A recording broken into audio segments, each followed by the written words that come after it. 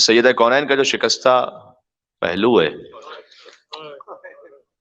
اس پر کتنے بے شمار مرثیے لکھے گئے ہیں، لاتعداد مجالس ہوئی ہیں، اور اسی شکستہ پہلو کے وسیلے اور واسطے سے ائمہ علیہ السلام کے ہاں جب تشریف لے جائیے تو بڑی تاکید ہے کہ اس وسیلے سے خاص دعا مانگی جائے اپنی سخت ترین حاجت کے لیے، اور حضرت حجت کو بھی جب پکارا جائے تو یبن زہرا ادرکنی کہہ کے پکارا جائے، اے زہرا کے فرزند ہماری مدد فرمائیے گا۔ اور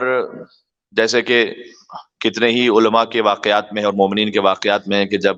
ائمہ علیہ السلام کے حرم میں پہنچے اور دعا قبول نہیں ہو رہی تھی کسی بھی مصلحت سے، تو انہیں حکم یہ دیا گیا کہ سیدہ کونین کے وسیلے سے امام کی خدمت میں دعا پیش کی جائے،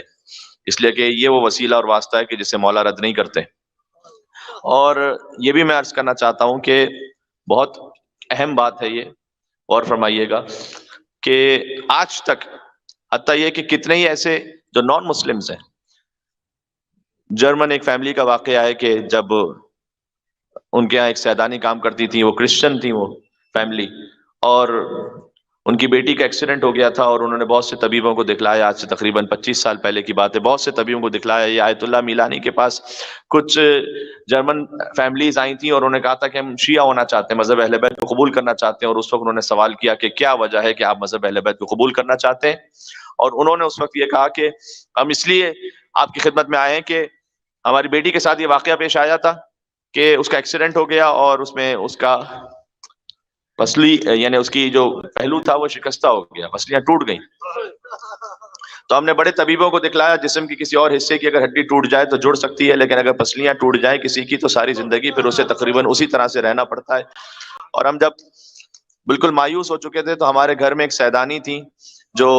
ہم نہیں جانتے تھے کہ ان کا خاص مذہب کیا ہے، وہ کس فکر کی ہیں، لیکن ایک مرتبہ اس سیدانی نے ہم سے یہ کہا کہ آپ نے دنیا کے سارے طبیبوں کو دکھلا دیا ہے، تو کیا آپ چاہتے ہیں کہ ایک طبیب جو میں بھی جانتی ہوں ان سے اپنا علاج کروائیں؟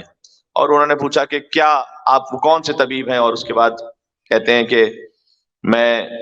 وہ سیدانی یہ بیان کرتی ہیں کہ میں حجرے میں ایک طرف گئی، میں نے ان سے یہ کہا کہ وہ طبیب ان کے یہاں کسی کے پاس جانے کی ضرورت نہیں ہے، وہ خود چل کر آپ کا علاج کرنے کے لیے آئیں گے، بس آپ نے یا زہرا کہہ کر انہیں خلوص کے ساتھ پکارنا ہے۔ اور ہم جانتے بھی نہیں تھے کہ وہ یا زہرا کون ہے، وہ بی بی زہرا وہ کون ہے، فاطمہ، بس انہوں نے یہ کہا کہ اتنا یاد رکھیے گا جیسے آپ کی بیٹی کی پسلیاں ٹوٹی ہیں ان کی بھی ایک بار پسلیاں ٹوٹی تھیں اس طرح تاریخ میں۔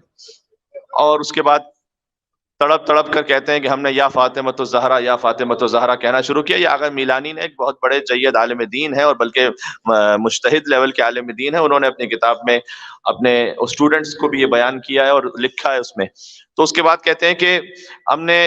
وہ سیدانی یہ بیان کرتی ہیں کہ میں حجرے میں ایک طرف کونے میں گئی اور میں نے کہا کہ اے پروردگار، میں نے سیدہ کونین کی انہیں راہ دکھلائی ہے، اور بی بی سے کہا کہ میں آپ کی اولاد میں سے ہوں، آپ میری عزت کی لاج رکھ لیجئے گا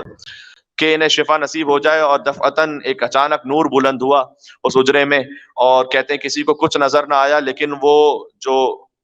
خاتون تھیں کہ جو زخمی تھیں ان سے کسی بی بی نے آ کر کہا کہ تم اٹھ جاؤ، تو کہتی ہیں کہ میں اٹھنا چاہتی تھی، میں نے کہا میرا پہلو شکستہ ہے، میں نہیں اٹھ سکتی، تو اس بی بی نے کہا میں فاطمۃ الزہرا تمہیں حکم دیتی ہوں تم بلند ہو جاؤ۔